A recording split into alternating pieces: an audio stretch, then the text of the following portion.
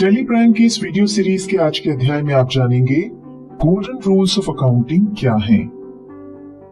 इससे पहले वाली वीडियो में आपने जाना कि अकाउंट क्या है और अकाउंट्स कितने प्रकार के होते हैं।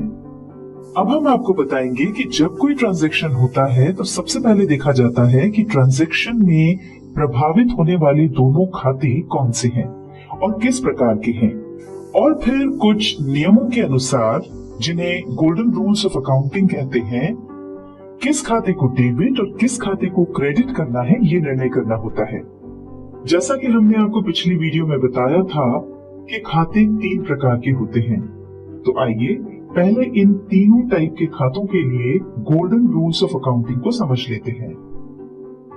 सबसे पहले देखते हैं व्यक्तिगत खातों के लिए नियम, यानी रूल्स फॉर पर्सनल अकाउंट्स। ये नियम है पाने वाले को डेबिट करो, यानी डेबिट द रिसीवर, और देने वाले को क्रेडिट करो, यानी क्रेडिट द गिवर। वास्तविक खातों के लिए नियम है जो वस्तु व्यापार में आए उसे डेबिट करो, मतलब डेबिट व्हाट कम्स इन, और जो वस्तु व्यापार से जाए उसे क्रेडिट करो, यानी credit what goes out. Nominal accounts यानी नाम मात्र के खातों के लिए नियम है सभी खर्च एवं हानियों को डेबिट करो, मतलब debit all expenses and losses, और सभी आय और लाभों को क्रेडिट करो, यानी credit all incomes and gains. अभी जो हमने गोल्डन रूल्स बताए उनमें जो टर्म्स आई हैं उसमें से इनकम और एक्सपेंसेस के बारे में हम पहले ही बता चुके हैं। अब हम लॉसेस और गेन्स के बारे में बता देते हैं। सबसे पहले देखते हैं हानि यानी लॉसेस क्या होते हैं। जब व्यय या खर्च मतलब एक्सपेंसेस राजस्व यानी रेवेन्यू से अधिक होते हैं तो व्यय का आधिक्य यानी ज्यादा खर्च हानि कहलाता है, जो पूंजी में वृद्धि की बजाय कमी करता है। इसे एक उदाहरण से समझ लेते हैं। मान लीजिए हमें रेवेन्यू के रूप में 10,000 रुपए प्राप्त हुए और इस रेवेन्यू को प्राप्त करने के लिए हमने 12,000 रुपए खर्च कर दिए। इसका मतलब ये हुआ कि हमें 2,000 रुपए की हानि हुई।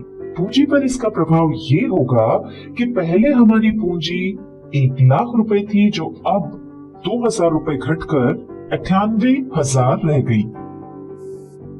अब लाभ क्या होता है ये समझ लेते हैं।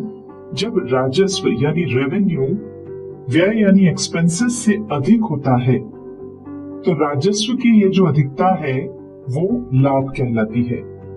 ये एक प्रकार की मौद्रिक प्राप्ति है जो व्यवसाय के व्यवहार के फलस्वरूप प्राप्त होती है।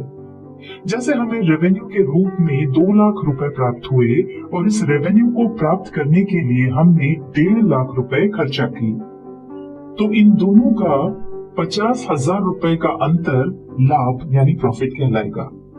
पूंजी पर इसका प्रभाव यह होगा कि पहले हमारी पूंजी 1,00,000 रुपए थी, जो अब 50,000 रुपए बढ़कर 1.5 लाख रुपए हो गई है। अब देखते हैं आमदनी यानी गेन्स क्या होते हैं। हमारे मुख्य व्यवसाय से प्राप्त होने वाले राजस्व को छोड़कर यदि कोई अन्य राजस्व प्राप्त होता है तो उसमें से मूल लागत कम करने के बाद जो बचता है वो गेन कहलाता है। जैसे हमारी कोई संपत्ति जिसका बही खातों में 8,000 रुपए मूल्य था, उसे हमने 10,000 रुपए में बेचा, यानी हमें 2,000 रुपए की प्राप्ति हुई। ये जो प्राप्ति है वो आमदनी यानी गेन कहलाएगी। तो यहाँ आपने देखा कि आमदनी में राजस्व में से केवल कॉस्ट घटाई जाती है, जबकि लाभ निकालने के लिए राजस्व में से मूल लागत के साथ अन्य खर्चे भी घटाए जाते हैं। अभी आपने इस वीडियो में गोल्डन रूल्स ऑफ अकाउंटिंग के बारे में जाना।